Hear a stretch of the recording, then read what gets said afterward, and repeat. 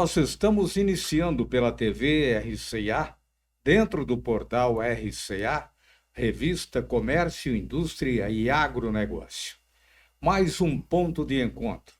E nesta oportunidade nós vamos conversar com o Coronel Valtir de Souza, que, embora na reserva, ele assume na próxima semana uma das funções importantes dentro do Centro de Comunicação Social do Exército Brasileiro. Mas o que nos leva, inclusive, a entrevistá-lo são duas situações. Uma delas de ser uma pessoa que tem uma convivência ampla com a região de Araraquara. Ainda que nascido no município de Itápolis, ele tem seus vínculos com o município de Tabatinga, onde recebeu o título de cidadão tabatinguense. Mas um outro caso que nos chama a atenção nessa carreira do Coronel Valtir é a sua passagem como chefe de inteligência de defesa do Ministério da Defesa do Exército Brasileiro. Posições que tornam, evidentemente, importante a sua figura no cenário em que nós estamos convivendo nesses últimos tempos. Valtir, uma alegria muito grande recebê-lo nesta oportunidade. A satisfação ainda ela é redobrada pelos seus laços com uma região tão próspera como essa de Araraquara. Muito bom dia, Ivan. Na verdade, eu era gerente na chefia de inteligência e defesa. Meu antigo chefe pode ficar bravo se eu tomar o lugar dele, mas muito bom dia, obrigado aqui pelo convite, e é uma satisfação novamente estar aqui na frente de um microfone para poder falar sobre a minha carreira e sobre a minha experiência nesses 40 anos de serviço. O Coronel Valtir, ele está aqui nos estúdios da TV RCA, que é motivo de satisfação para todos nós. Mas vamos falar um pouco, neste começo de bate-papo, do nosso ponto de encontro, vamos falar um pouquinho das suas atividades. Como é que foi a sua passagem, o seu nascimento nesta região e depois, aos poucos, a sua integração em outras cidades brasileiras? Bom, eu nasci num lugar que parece coisa assim da família Buscapé. Eu nasci num bairro rural chamado Finca Estrepe, do lado do bairro das Caneleiras. Minha mãe era nascida no Córrego do Meio, no município de Tabatinga. O Finca Estrepe também é município de Tabatinga. E meu pai nasceu no Barro Preto, outro bairro rural da cidade de Tabatinga. Eu passei a minha infância toda aqui pela região. Morei inclusive 2 anos em Araraquara, trabalhei aqui, estudei aqui na escola Augusto da Silva César, morei na Rua 7, na Rua Itália, quando menino, com meus pais, né? E passei praticamente a infância toda aqui pela região de Araraquara, principalmente em Tabatinga, na zona rural e até na cidade, né? E quando eu tinha 15 anos, eu optei aí pela carreira militar. Eu sempre fui um leitor muito assíduo, né? E toda vez que eu lia desses clássicos, como Os Três Mosqueteiros, eu me identificava com o capitão, com o D'Artagnan. Eu sempre gostei dessa vida com regras, né? Mas a minha família não tinha condições de me mandar para a universidade. Ou eu ia para a igreja ou para as Forças Armadas, que tem um ensino de muito boa qualidade e ele é grátis. Eu acabei optando pelas Forças Armadas, né? Fiz concurso para a Escola Preparatória de Cadetes do Exército, para o Colégio Naval, passei nos 2 entre os 60 primeiros, mas a minha intenção sempre foi ir para o Exército e ir para a cavalaria do Exército, já que eu nasci numa fazenda de criação de gado, né? Eu tenho um vínculo muito forte também com as atividades equestres. E acabei indo aí para o Exército com 15 anos. Aqui na região, eu gosto muito de Itápolis porque foi ali que eu nasci, no hospital. Alguns dos irmãos do meu pai ainda estão morando lá, né? Tabatinga é o lugar que eu posso estar em qualquer lugar do mundo, mas eu sempre estou pensando em Tabatinga porque ali estão enterrados meus pais, né? Eu tenho um dos irmãos que ainda mora ali, tenho muitos parentes e o que eu mais tenho talvez seja o mais importante. Em Tabatinga eu tenho muitos amigos. Eu gosto também de Bitinga por causa do seu comércio pujante, né? Eu sempre vou ali ao comércio de Ibitinga. E aqui na região eu já fiz palestras em Nova Europa, vocacionais, né, sobre a carreira militar, ou sobre a conjuntura na área de inteligência estratégica, que é uma das minhas capacitações, né? Fiz em Novo Horizonte, em Itápolis mesmo, e acabou que a pandemia não me deixou fazer uma palestra em Barretos e outra em Matão, conforme estava previsto, né? Coronel, a gente observa que as suas colocações elas são perfeitamente claras, objetivas, quer dizer, tem uma facilidade em bater papo e nós queremos tirar proveito dessa situação. Ok. Mas o que é integrar um serviço de inteligência de defesa do Ministério de Defesa? Bom, a inteligência de defesa, ela reúne a inteligência operacional, mais voltada para as operações conjuntas, que é a responsabilidade do setor defesa, é fazer operações conjuntas. Nós temos operações Ágata acontecendo na fronteira do Brasil, nós temos aí aquela Operação Verde Brasil, que cuida de problemas relacionados ao desmatamento. Tem várias operações conjuntas acontecendo no Brasil. A inteligência de defesa atua em prol das operações conjuntas do Ministério da Defesa. Então, ela reúne tanto a parte operacional quanto também a inteligência estratégica. Nós trabalhamos muito com análise de conjuntura, porque o ministro da Defesa ele precisa tomar decisões e coisas muito rápidas. Nós lidamos com temas tipo greve dos caminhoneiros, que já aconteceram, podem voltar a acontecer. Mas também nós podemos, de repente, ter que lidar com um problema como uma greve num dos 3 portos mais importantes do Brasil, que seria um prejuízo enorme para o Estado. Então, nós analisamos e assessoramos o ministro na tomada de decisões nesses temas estratégicos, como os temas relacionados ao campo interno, como greves de polícia, que acontecem muito, como os problemas relacionados à pandemia. O Ministério da Defesa trabalhou muito levando insumos para o interior do Brasil, usando a Força Aérea, trabalhou muito aplicando vacinas, ajudando a população mais carente aí pelo interior. Então, é um trabalho muito dinâmico e a inteligência estratégica ou a inteligência de defesa, ela ajuda o ministro na tomada de decisões em temas importantíssimos, seja no campo interno e outros no campo externo, já que o Brasil é a liderança regional do subcontinente sul-americano e o Brasil é um dos países, queiram ou não, mas é uma das 10 economias mais importantes, é um dos atores internacionais mais importantes que a gente tem no planeta. Então, seja no âmbito regional, na América do Sul, seja no âmbito hemisférico, com o nosso principal parceiro militar, que são os Estados Unidos, né? E seja no mundo todo, seja com os parceiros comerciais, como é o caso da China, que é o primeiro, e com os outros atores internacionais mais importantes.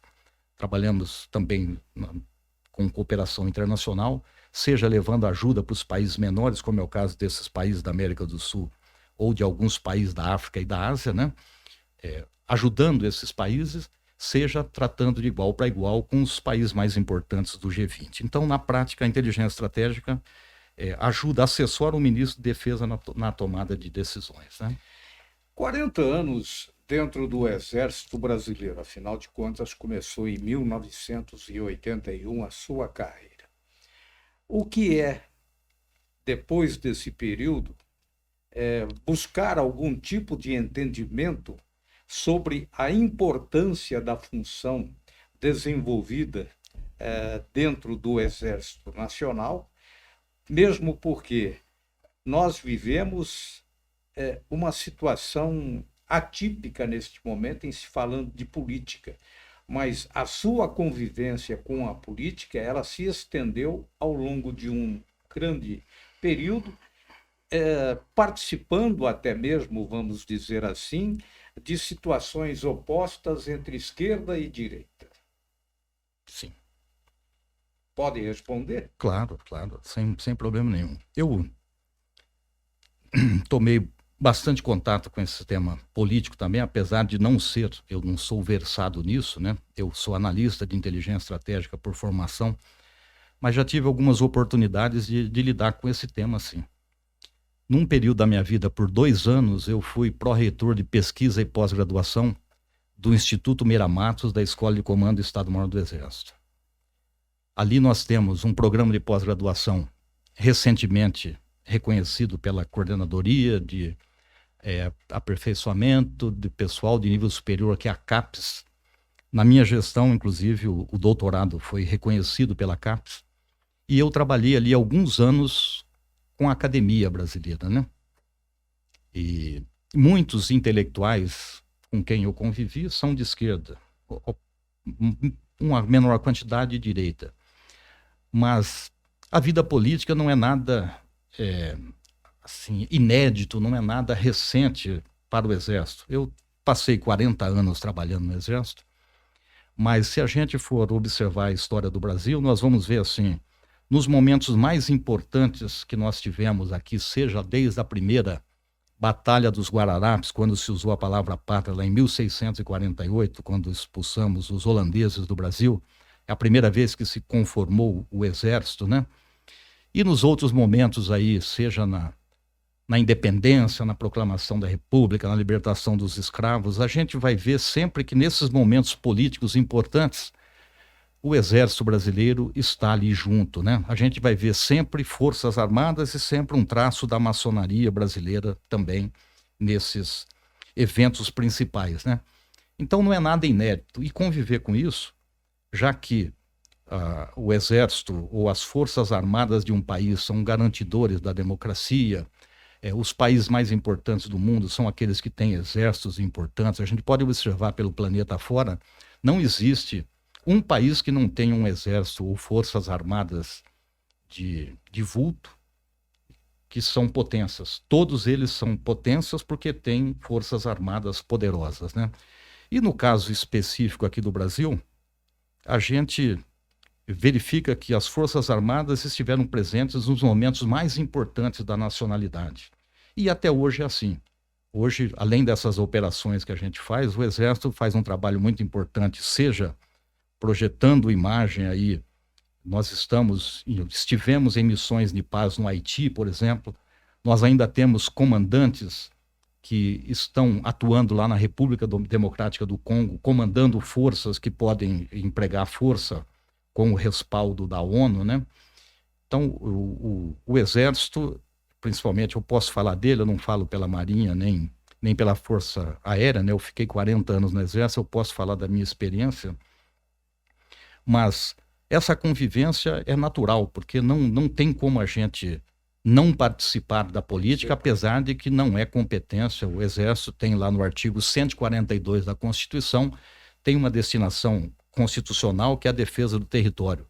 Mas as Forças Armadas existem de uma maneira transversal, seja para combater o mosquito da dengue, seja para combater, caso seja necessário aí, numa invasão, por exemplo, por parte de uma outra potência. Então, não há como separar. As Forças Armadas estão umbilicalmente ligadas à história do Brasil. Então, não há como não ter esse convívio com a política, né?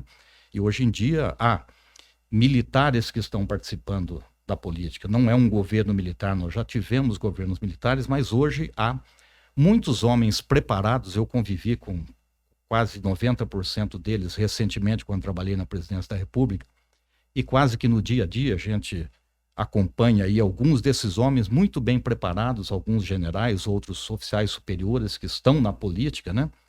Mas não é o Exército quem está na política, né? É importante que a gente diga isso.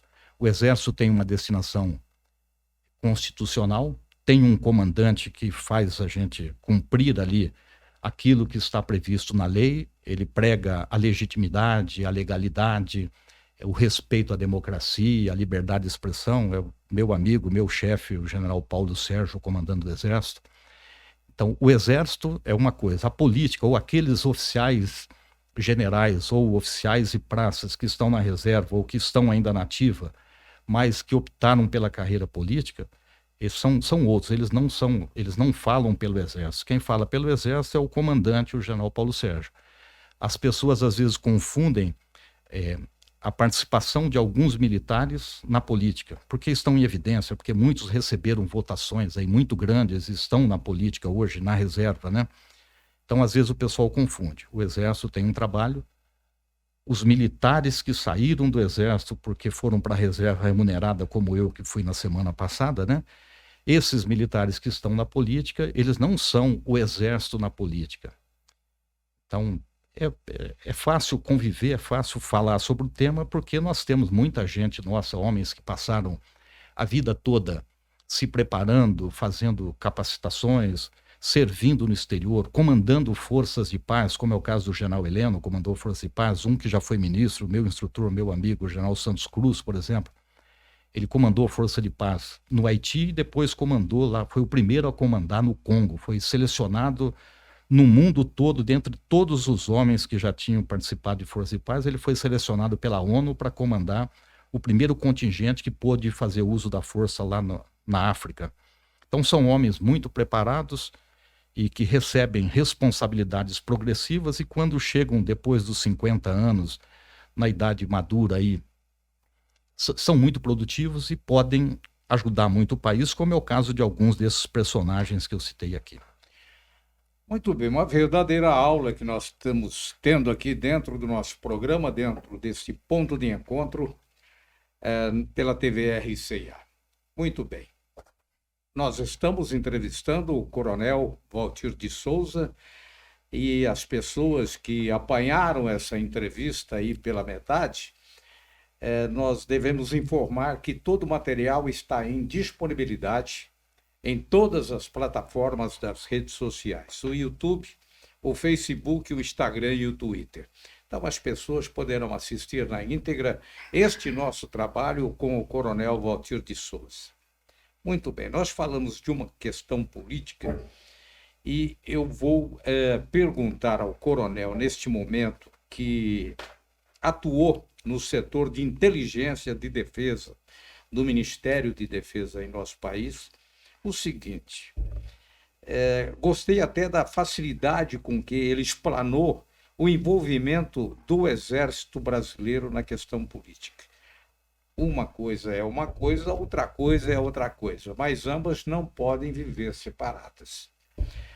Coronel, às vezes, o presidente da República, ele se manifesta até mesmo como integrante ou ex-integrante do Exército Brasileiro. E chega a deixar, a transparecer, que em situações difíceis do comportamento da nossa sociedade, o Exército Brasileiro poderia atuar. É verdade que, em momento algum, o Exército ele acabou levando para o campo da verdade essa explanação do presidente, bem como procurou se distanciar e demonstrar que o seu envolvimento é uma outra situação, que é pela ordem, pela segurança da comunidade brasileira. Mas como é que o senhor, que acaba de deixar este serviço de inteligência, pode analisar essa situação e essas declarações? Bom, eu disse que nós vivemos uma democracia. Exato. A liberdade de expressão existe, né? Todos podem se manifestar, podem manifestar a sua opinião. Eu só queria que o amigo registrasse que eu vou dar minha opinião como cidadão. Eu já não represento mais o Ministério da Defesa, voltaria a trabalhar no Centro de Comunicação Social do Exército daqui a pouco. Então eu vou falar como Waltir, como indivíduo, como cidadão e não como coronel. Porque quem fala pelo presidente é o presidente, então ele tem ali a sua cadeira, né? Ele pode falar ele representa o Brasil, ele foi eleito democraticamente, ele pode se expressar e representar todos aqueles que o elegeram. O ministro da Defesa fala pelo setor de defesa, então ele foi designado pelo presidente, ele faz um trabalho ali no setor de defesa, na esplanada, muito importante, então ele fala pelo Ministério da Defesa. O general Paulo Sérgio, que é o comandante do Exército, ele pode falar pelo Exército. Eu vou aqui procurar fazer uma análise e tirar uma conclusão baseado naquilo que eu entendo e pelo pelo que eu conheço, né, mas como indivíduo e não falando em nome de nenhuma dessas pessoas, porque essas instituições têm os seus representantes, exatamente, que são os líderes delas e podem falar por elas. Mas eu tenho que, claro, puxar a brasa para a sardinha da instituição que me acolhe há 40 anos. Né? Quando eu estava aqui no interior, sem possibilidade de pagar os estudos numa universidade, a instituição que mais me acolheu, que eu respeito muito e sou agradecido por tudo que fez por mim, é o Exército Brasileiro. Então, o comandante do Exército fala pelo Exército. Então, ele poderia dizer emitir alguma opinião, e ele não, ele fala para a força, ele fala para dentro da força terrestre, né? E fala pelo Exército. Mas o político, seja ele oriundo de qual carreira, seja de qual formação, há políticos que são médicos, eu conheço governadores que são médicos, né? Há políticos que vêm da magistratura, há políticos que vêm da academia, são professores, doutores. Há políticos que são radialistas, eu conheci um lá em Roraima, quando estive lá fazendo uma palestra na Universidade Federal. E hoje há políticos que são militares, que a gente nunca deixa de ser militar, né? Então, esses políticos que são militares não são o Exército. O Exército continua trabalhando, continua cumprindo o seu papel. O Exército é um garantidor. Nós temos o monopólio da violência. O Estado nos capacita para isso.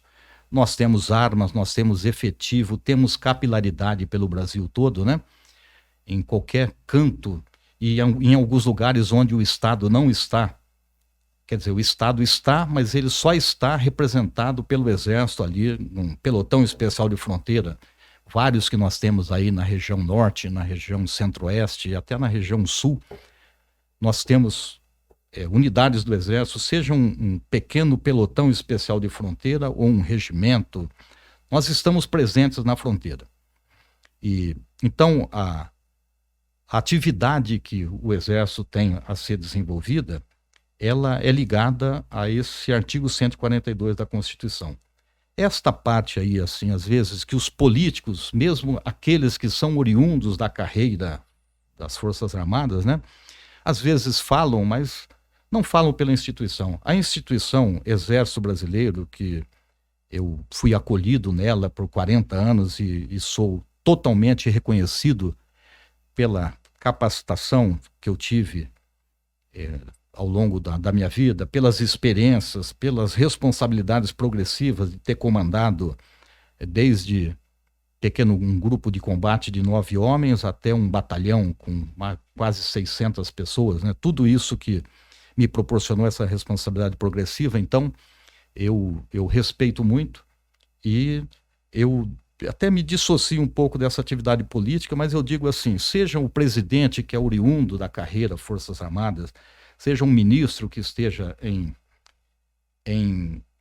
função no governo, esses homens, quando eles falam, eles emitem as opiniões, como eu estou emitindo a minha opinião aqui, eles falam por si sós e pela experiência que têm.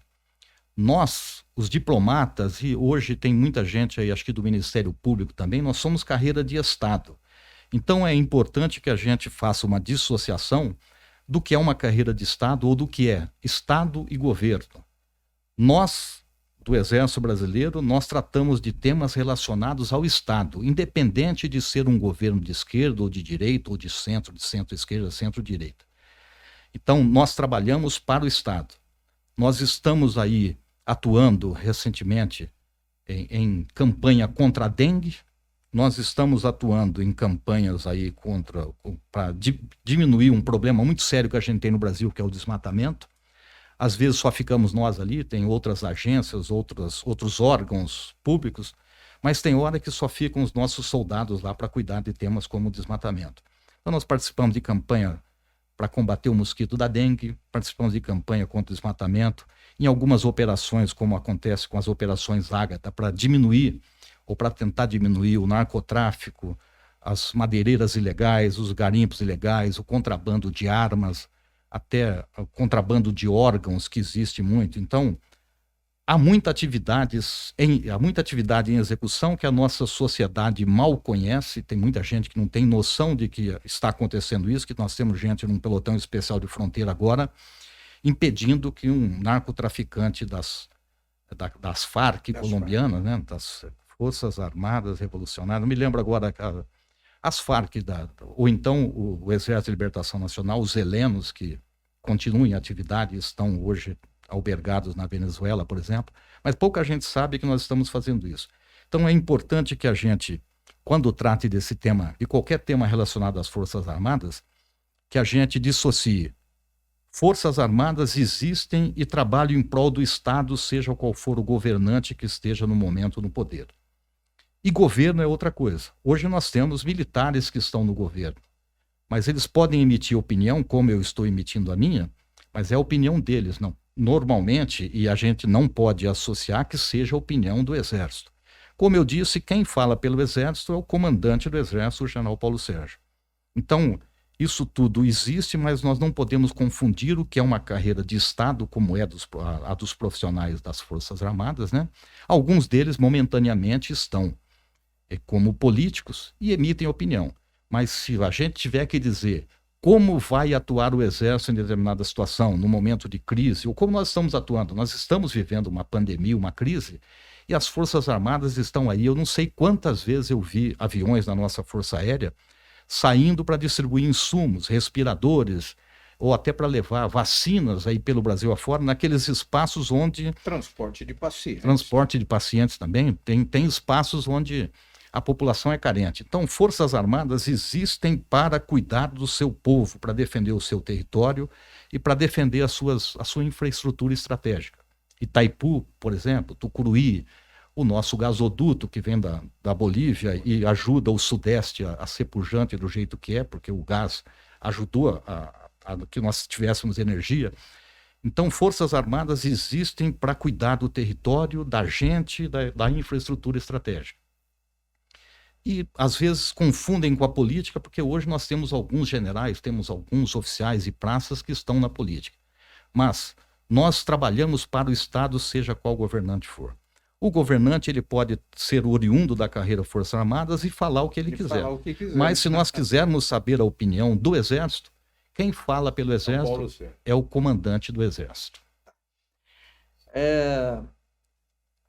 Essa convivência sua dentro do Exército Brasileiro, até brincávamos quando o coronel chegou aqui, porque ele entrou para a reserva, vamos dizer assim, reformado agora, na semana passada, que ele, em sendo de uma cidade pequena, evidentemente, como Tabatinga, né, ele voltaria dentro daquela história, o bom filho, a casa torna, e permaneceria no município pequeno, vivendo a tranquilidade do campo. Mas não, ele vai assumir agora, na próxima semana, a função de assessor do Centro de Comunicação do Social do Exército Brasileiro. Encerrada sua atividade como membro do Exército e também convivendo em uma cidade relativamente pequena, tendo esse conhecimento político, tá certo? Imagina ter um envolvimento mais direto, entrar na carreira política e brigar pelo seu município, pela sua região? Olha, é uma questão até fácil de responder. Eu vivi praticamente toda a minha vida, menos 15 anos talvez, dentro de quartel. O quartel, ou do Ministério, ou das escolas de formação do Exército, mas é um ambiente viril, um ambiente de soldados. Eu, como disse, como acontece com todos os oficiais do Exército, fui recebendo responsabilidades progressivas ao longo da carreira. Tenho bastante experiência nessa área. O Exército me capacitou, a gente tem um plano de carreiras, o Exército me mandou para Buenos Aires para fazer uma capacitação, uma pós-graduação em inteligência estratégica. Eu tinha alguns problemas de saúde, graças às atividades físicas, graças aos cuidados do nosso pessoal da área de saúde. Eu me curei, eu tive Covid recentemente, inclusive. Mas a minha vida toda é ligada ao Exército Brasileiro, é ligada à cavalaria, para onde eu fui, a cavalaria mecanizada principalmente. E eu me acostumei com os temas relacionados ao quartel, ao Exército Brasileiro. E como eu fiz aí essas qualificações, especializações, até fora do Brasil, eu tenho cursos de inteligência na ABIN, eu tenho cursos em universidade de inteligência estratégica, eu tenho curso na Escola Superior de Guerra em inteligência estratégica, eu tenho curso no Instituto de Inteligência das Forças Armadas em Buenos Aires. Tem Espanha também, né? A Espanha eu só fui para fazer atividades bilaterais, para assinar acordos de cooperação. Eu fui 5 vezes à Espanha e recebi espanhóis no Brasil, pelo menos em 3 oportunidades. Tem uma ligação muito forte com o Reino da Espanha também. Mas, voltando aqui diretamente para a sua pergunta, eu acumulei bastante experiência. Eu falo espanhol fluente, eu tenho aí algumas especializações. O Exército me deu a oportunidade de trabalhar na Presidência da República, no Ministério da Defesa 2 vezes, de fazer o curso avançado de defesa sul-americano na Escola Superior de Guerra, como o representante de uma turma com pessoas de 12 nacionalidades, de 11 nacionalidades, mais os brasileiros, né? Eu tive a oportunidade de chefiar esse grupo de alunos ali. Então, essa experiência que eu acumulei aí, fazendo cursos operacionais, como o paraquedismo, o curso de operações em selva, o curso básico de montanhismo, e todos os cursos na área de inteligência, eu acho que é um desperdício agora, eu particularmente, ir para a carreira política. Eu tenho bastante experiência acumulada e o que eu vou fazer a partir da semana que vem é continuar orientando homens que foram meus alunos recentemente. Os chefes de seção do Centro de Comunicação Social do Exército, quase todos foram meus alunos ou na Academia Militar das Agulhas Negras ou na Escola de Comando do Estado-Maior do Exército. Então eu vou continuar trabalhando junto com esse efetivo do Centro de Comunicação Social do Exército, orientando, e eles vão aproveitar da minha experiência acumulada. Eu trabalhei muito tempo com países da América do Sul, e para continuar trabalhando em prol do Exército. Eu não tenho experiência política e não tenho vocação para experiência política. Eu fui ordenador de despesas, lidei com milhões quando comandei um batalhão lá em Recife, e eu sei que há muitos problemas relacionados a licitações e normalmente existem problemas nesse meio político, como aí os desvios. Eu não tenho esse perfil, eu não gosto disso. Eu fui ordenador de despesas, fui testado nisso, nunca desviei 1 centavo daquilo que o Estado colocou para eu gerenciar quando ordenador de despesas, e vejo assim que existe, a gente acompanha pela mídia, todo o tempo há um problema ligado a isso. Eu não tenho esse perfil, não gosto de trabalhar com isso. E é triste ver, né? É muito triste ver. Então, eu acho que a experiência que eu acumulei é para continuar trabalhando e para continuar ajudando com o que eu tenho de experiência, aquele ambiente que eu estou acostumado. Eu não me sentiria confortável numa cadeira de prefeito política, né? Ou numa função de deputado. Trabalhei, tenho um compadre que é deputado, foi deputado federal, aliás, né? Convivo ainda hoje muito com pessoas desse meio, né, político. Eu trabalhei no Palácio Planalto, eu ia quase toda semana ao Congresso Nacional. Eu fui muito ao Ministério das Relações Exteriores. Eu conheço outros espaços, outros ambientes diferentes daquele que eu fui formado, que é o quartel, nosso grupo social, a nossa atividade principal. Então, eu não cogito hoje sair da carreira militar para enveredar para a carreira política. Eu não tenho esse perfil, não sei se seria útil para a sociedade como político. Eu acho que eu continuarei sendo útil, trabalhando naquilo que eu sempre fiz e orientando aqueles que já foram meus alunos e que vão precisar aí talvez do meu assessoramento, né? Ou então de usar a minha experiência junto à academia, junto aos diplomatas que eu conheço, junto às pessoas de toda a América do Sul que eu conheço. Eu tenho amigos em todos os países da América do Sul, menos lá no departamento ultramarino da França, na Guiana Francesa. Em todos os outros países, o meu WhatsApp aqui recebe mensagem de quase todos esses países e de alguns outros amigos que eu tenho aí pelo mundo, principalmente na Itália e na Espanha, né? Então, a minha carreira é militar. Eu não enveredaria pela política numa aventura, talvez, aí, para o qual eu não fui preparado. Eu fui preparado para a carreira militar. Tá certo, né? Bom, só para finalizar, nós estamos conversando aí praticamente há 30 minutos aqui neste ponto de encontro, um bate-papo muito gostoso, com esta figura extraordinária, o Valtir, que serviu o setor de inteligência do Exército Brasileiro. Apenas para finalizar, então, me fale um pouquinho da sua convivência familiar. Bom, E eu também o deixo à disposição para acrescentar alguma coisa nesse bate-papo. eu sou criado numa família de italianos, como é o seu caso também, né? A minha família chegou no Brasil em 1888, a família materna, né, dos italianos, né? Chegaram aqui no dia 10 de dezembro de 1888, vindos de Trebazeleg, no Vêneto, no norte da Itália, né? Eu tive a oportunidade, graças ao Exército Brasileiro, que me mandou à Europa para negociar acordos de cooperação, ou para participar de evento acadêmico, ou para participar de reuniões bilaterais. Eu tive a oportunidade de ir à Europa algumas vezes, e numa das oportunidades, depois da minha missão cumprida e pagando com meu próprio recurso, eu fui a Trebazeleg, no norte da Itália, para conhecer a terra dos meus antepassados.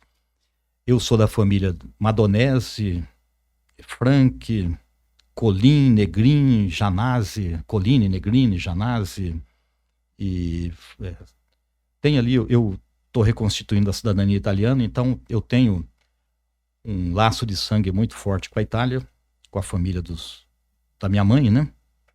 E eu tive a oportunidade de conhecer Trebazeleg, até para procurar algum antepassado lá, mas não encontrei. Encontrei na parede da catedral lá de Trebazeleg, placas assim com nome de mortos em guerras, né? E de alguns sobrenomes dos meus vizinhos aqui de Tabatinga, que também vieram do Vêneto, né? Então, os italianos cultivam, eles têm um culto, né, que é o mamismo e o nonismo, né, que é o culto à mãe, é o culto à avó, né, o respeito às mulheres, que são os nossos lares, né, eles são criados em torno do fogão e da cama, né? A cama para que a gente continue tendo a descendência, e os italianos comem bastante, então a gente é criado em torno do fogão e sempre cultivando a figura da mãe e da avó, o mamismo e o nonismo, né? Eu tenho aí outro laço de outras descendências, né? Por causa do Souza, do meu pai, né? Apesar dele ser conhecido como Gino Bernardo, mas tenho laços com Portugal, com a Espanha, com nativos do Brasil, com nativos da África que vieram para cá. Então eu tenho aí uma mistura de sangue muito grande com espanhóis, portugueses, italianos, negros e índios do Brasil, né? Então eu acho que a família é talvez um dos maiores bens que a gente tenha. Eu tenho um respeito muito grande pela minha mãe, que já foi, não, foi o melhor amigo que eu tive na vida foi meu pai, e agora são os meus filhos, né? Então, a família, eu acho que é o grupo social mais importante que a gente tem. O senhor tem 3 filhos? Eu tenho 3 filhos. Eu tenho aí um capitão do Exército, que é o Valtir Vinícius, né? A Vitória Beatriz, que é advogada em São Paulo, ela trabalha numa multinacional. E o pequenininho, que agora é Lobinho, tem 7 anos, né? O Valtir Bernardo, são os filhos. Então, hoje, as pessoas mais importantes são os filhos, como foram meu pai e minha mãe, né? Claro, a gente tem muitos amigos, né? Mas a família é o grupo social mais importante que a gente tem. Muito bem. Eu gostaria de agradecer muito ao Valtir de Souza, coronel, que serviu o Exército Brasileiro por 40 anos e, mediante a sua prestação de serviços ao Exército, ele vai ser novamente acionado a trabalhar no Centro de Comunicação Social do Exército Nacional. E a sua presença aqui, evidentemente, foi a nós todos uma explicação clara do que representa o Exército Brasileiro a todos nós, a confiabilidade que o povo brasileiro tem na atividade exercida pelo Exército, e essa demonstração também sua de afetividade pela região de Araraquara, em sendo natural de Itápolis e filho praticamente como cidadão do município de Tabatinga. Muito obrigado, Walter. Por nada, eu agradeço. Eu quero aproveitar a oportunidade aqui, se me permite, para dizer que é importante que a nossa população conheça o seu exército ou as suas forças armadas, né? Em pesquisas recentes aí de opinião, colocam como uma das instituições mais respeitadas do país o Exército Brasileiro. Às vezes as pessoas procuram colocar a nossa instituição ou as Forças Armadas nesse ambiente político, nesse debate político, mas nesse momento nós temos gente atuando em todas as nossas fronteiras, né, que são algumas das maiores do mundo, né? Nós somos uma potência agrícola, nós somos uma potência regional, nós somos uma economia importante do mundo. E a gente nossa trabalhando nesse momento em todo lugar do Brasil. Quando há necessidade de emprego da força terrestre, seja para combater mosquitos, pandemias, vírus, narcotraficantes, contrabandistas, ilícitos internacionais, como é o caso, a gente tem aí muitos problemas relacionados à biopirataria, nós temos problemas relacionados aí a tráfico de órgãos. As Forças Armadas estão atuando e não estão fazendo muita propaganda disso. Nós temos, às vezes, greves de polícias militares e, em algumas situações, nós temos que colocar o Exército para atuar, porque quando policiais em algumas cidades ou em algumas unidades da Federação no Nordeste, por exemplo, fazem greve, a população fica desprotegida. E nós existimos para cuidar dessa população. Então, é interessante que se conheça que, enquanto a gente querendo colocar o Exército na política em razão da presença de alguns oficiais generais, principalmente no governo, o Exército Brasileiro está atuando em campanhas para melhorar a saúde da população. Nós temos um projeto estratégico que chama Sistema de Monitoramento de Fronteiras, o SISFRON, que começou ali no Mato Grosso do Sul, porque é o lugar por onde mais entra a droga no Brasil, mas nós estamos cuidando das fronteiras também para evitar que entre a droga, ou aí a droga ilícita, né? Porque existem as drogas lícitas, como o álcool e o fumo também, mas as drogas ilícitas, como a cocaína, a maconha, que entravam até em grande quantidade, hoje nós temos um projeto estratégico que ajuda a diminuir essa entrada. É quase impossível a gente acabar com isso. Mas as Forças Armadas também atuam nas fronteiras, começamos ali pelo Mato Grosso, porque quando a gente diminui a quantidade de droga que entra no país, nós estamos melhorando a saúde dos nossos jovens. E aqui eu tenho visto, nas minhas andanças aqui, a gente observa muito, a proliferação, tem muito jovem que está se drogando. É muito ruim isso. Quando a gente precisar defender o nosso território, como é que nós vamos defender se o rapaz aí ele não tem a saúde, ele usa, até abusa da droga. Então, enquanto muita gente aí fala mal das suas Forças Armadas, nós estamos trabalhando para isso. Nós trabalhamos para a nossa gente, nós trabalhamos para defender o território, trabalhamos para defender a infraestrutura estratégica. Então, eu recomendo àqueles que não conhecem que procurem, que entrem até no site do Exército para saber o que é, porque todo dia nós trabalhamos, nós temos quartéis com instalações velhas, mas que são bem cuidadas com os poucos recursos que o orçamento do Exército tem, né? Então, procurem conhecer o Exército, que é uma instituição que, além de tudo, pode dar uma capacitação. Eu era um menino que não sabia escovar os dentes na roça onde eu nasci. Essa instituição me acolheu e hoje eu estou aqui podendo falar com tranquilidade sobre esses 40 anos. Eu agradeço, Ivan, muito obrigado aqui pela acolhida. Falando nisso, nós temos a Operação Acolhida, que cuidamos de venezuelanos que entram no Brasil ainda quase que diariamente, né? é a presença do Estado ajudando pessoas que fogem de um Estado falido, como é o caso da Venezuela. Mas eu agradeço pela acolhida, pela possibilidade de me deixar falar mais uma vez. Eu estou acostumado com isso. Eu fui professor de espanhol, eu fui instrutor de escola, que é o equivalente a ser professor. Eu gosto muito de falar e eu te agradeço a oportunidade. Muito obrigado. Muito obrigado ao Coronel Valtir de Souza pela entrevista concedida neste ponto de encontro. Muito obrigado a todos e até a próxima.